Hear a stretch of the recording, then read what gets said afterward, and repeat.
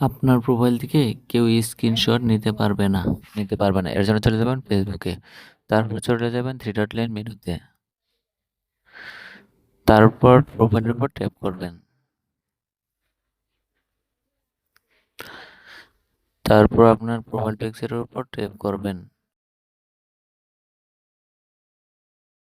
তারপর একদম নিচে দেখতে পারবেন turn on profile picture guard. এটি জাস্ট অন করে দিবেন। এটার উপর ট্যাপ করবেন। তারপর নেক্সট বাটনে ট্যাপ করবেন। দেখেন এখানে লেখা আছে আপনার এটি চালু করার পর কি কি করতে পারবেন আপনার মোবাইল পিকচার থেকে। তারপর নেক্সটে ট্যাপ করবেন। তারপর সেভ দিয়ে দিবেন।